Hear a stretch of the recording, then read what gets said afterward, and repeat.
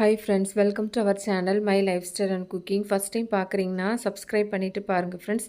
நம்ம இன்றைக்கி ஒரு பிரேக்ஃபாஸ்ட் டின்னர் ரெசிபி தான் பார்க்க போகிறோம். கர்நாடகா ஸ்பெஷல் அக்கி ரொட்டி. இந்த அரிசி சப்பாத்தி ரொம்ப ரொம்ப சாஃப்டாக இருக்கும். எவ்வளோ நேரம்னாலும் சாஃப்டாக இருக்கும். இது கூடவே குக்கரில் பண்ணுற மாதிரி ஒரு கிரேவி ரெசிபியும் இருக்குது.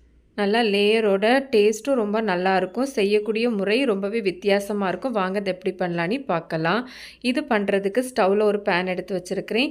இதில் 250 ml கப்பில் 3 கப் அளவுக்கு தண்ணி சேர்த்துக்கலாம். இது கூடவே தேவையான அளவு உப்பு சேர்த்து ஒரு ஸ்பூன் வச்சு நல்லா கலந்து எடுத்துக்கலாம். தண்ணி நல்லா கொதித்து வரதுவரையும் ஃப்ளேமை ஓரளவு ஹை ஃப்ளேம்லேயே வச்சுக்கலாம். இது போல் தண்ணி நல்லா கொதித்து வந்ததுக்கப்புறமா இது கூடவே 2 கப் அளவுக்கு அரிசி மாவு வந்து சேர்த்துக்கலாம். 3 கப் அளவு தண்ணிக்கு 2 கப் அளவு அரிசி மாவு ரொம்பவே கரெக்டாக இருக்கும். ஃப்ளேமை சிம்மில் வச்சுட்டே நம்ம இதை வந்து தொடர்ந்து கலந்து எடுக்கணும். மாவுலாம் பேன்லேருந்து விட்டு வர மாதிரி கன்சிஸ்டன்சிக்கெலாம் வராது. நார்மலாக நம்ம இடியாப்பம்லாம் பண்ணி எடுக்கும்போது நம்ம வந்து தண்ணி சேர்த்து சுடு தண்ணி சேர்த்து கலந்து எடுப்போம்ல, அது மாதிரி ஒரு கன்சிஸ்டன்சியில் தான் இருக்கும். உங்களுக்கு குறைவான அளவு போதும்னா இந்த அளவுகள் எல்லாம் பாதியாக எடுத்துக்கோங்க. இந்த அளவுகளில் செய்யும்போது 4 பேர் நல்லா சாப்பிட்றதுக்கு கரெக்டாகவே இருக்கும். இது போல் நல்லா கலந்து எடுத்துக்கோங்க. மாவை இது போல் கையில் எடுத்து பார்த்தோன்னா நமக்கு உருண்டை பிடிக்கிற மாதிரி இருக்கும். இப்போ ஸ்டவ் ஆஃப் பண்ணி இதை வந்து மூடி வச்சிடலாம். இது கொஞ்சம் நமக்கு வந்து ஆறி வரட்டும். அடுத்ததாக ஒரு பாத்திரம் ஒன்று எடுத்துருக்கிறேன். இதில் 1.5 கப் அளவுக்கு மைதா மாவு வந்து எடுத்துக்கலாம். 2 கப் அளவு அரிசி மாவுக்கு 1.5 கப் அளவு மைதா மாவு ரொம்பவே கரெக்டாக இருக்கும். இது கூடவே இதுக்கு தேவையான அளவு உப்பு சேர்த்து நல்லா ஒரு முறை கலந்து எடுத்துக்கலாம். இந்த உப்பு அந்த மாவோடு சேர்ந்து வர மாதிரி நல்லா கலந்து எடுத்துக்கோங்க. அடுத்ததாக இது கூடவே கொஞ்சம் கொஞ்சமாக தண்ணி சேர்த்து நம்ம இதை வந்து பிசைஞ்சு எடுத்துக்கலாம். நார்மலாக நம்ம சப்பாத்திக்கெலாம் பிசைஞ்சு எடுப்போம்ல, அது போல் பிசைஞ்சு எடுக்காமல் கொஞ்சம் வந்து ஸ்டிக்கியாக அந்த மாதிரி ஒட்டுற மாதிரி ஒரு கன்சிஸ்டன்சிக்கு பிசைஞ்சு எடுத்துக்கோங்க. இது போல் பிசைஞ்சு எடுத்ததுக்கப்புறமா இது கூடவே 1 டேபிள் ஸ்பூன் போல் எண்ணெய் சேர்த்து இதை நம்ம நல்லா வந்து சாஃப்டாக பிசைஞ்சு எடுக்கணும். கையிலையும் கொஞ்சமாக எண்ணெய் வந்து அப்ளை பண்ணிவிட்டு நல்லா ஒரு 5 நிமிஷம் நல்லா சாஃப்டாக இதை வந்து நம்ம பிசைஞ்சு எடுக்கணும். இப்போ பார்த்தீங்கன்னா நான் நல்லா ஒரு 5 நிமிஷத்துக்கு பிசைஞ்சு எடுத்து வச்சுருக்கிறேன். இப்போ பார்த்தீங்கனாலே தெரியும் மாவு நல்லாவே சாஃப்டாக இருக்குது.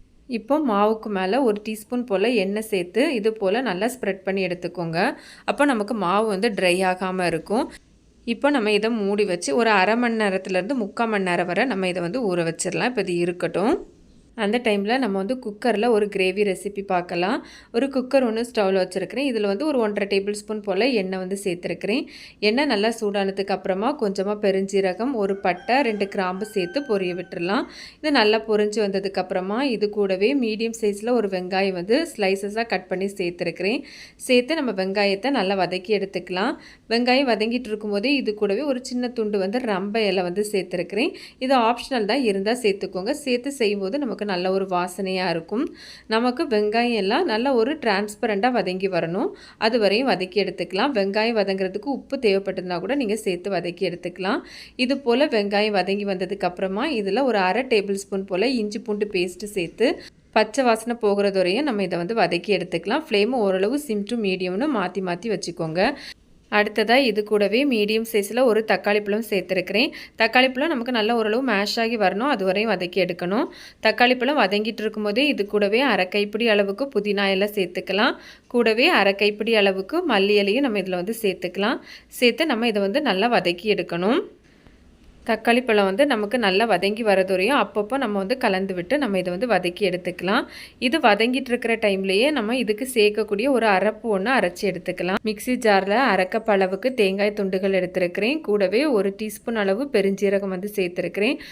10லேருந்து 12 போல் உடைச்ச முந்திரி சேர்த்துருக்கிறேன். இதெல்லாம் சேர்த்து தண்ணி சேர்த்து நல்லா பேஸ்ட்டாக அரைச்சி எடுக்கணும். உங்களுக்கு பார்த்தா தெரியும். இது போல் நம்ம வந்து அரைப்பு ரெடி பண்ணி எடுத்துக்கலாம்.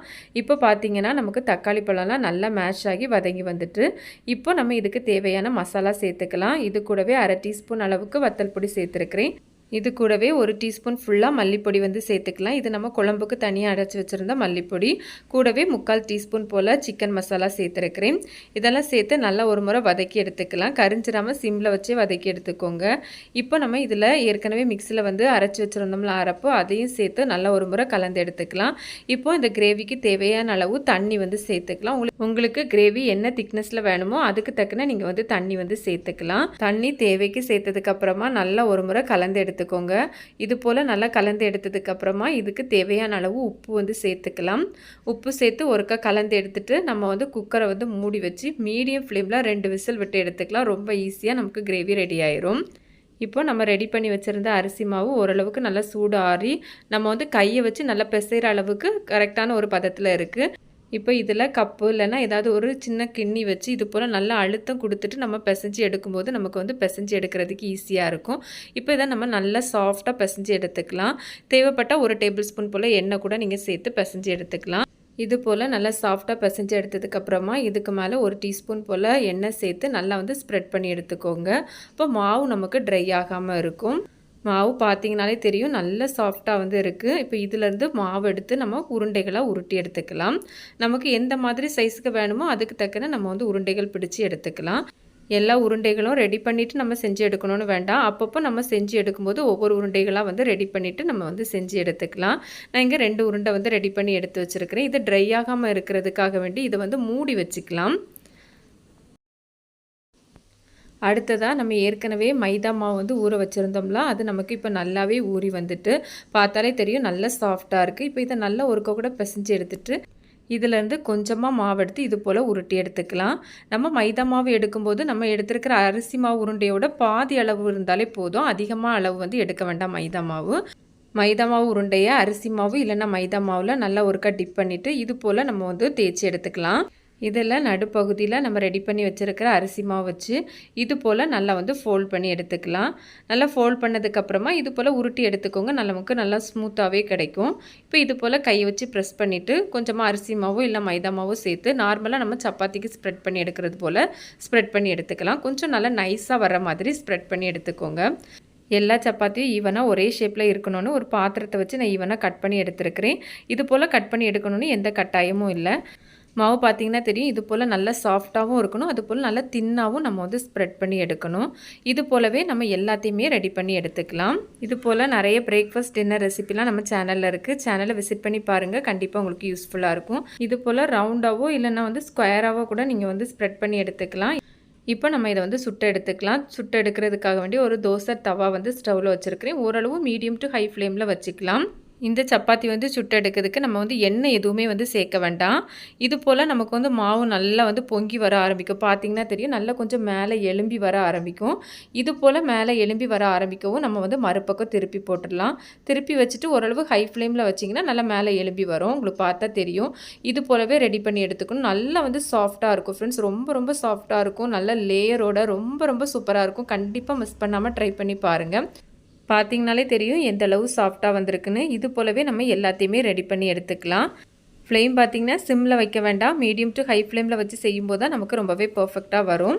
இது போல் நம்ம எல்லாத்தையும் ரெடி பண்ணி எடுத்துக்கலாம். நான் இப்போ இதில் வந்து கொஞ்சம் ரெடி பண்ணி எடுத்து வச்சுருக்கிறேன்.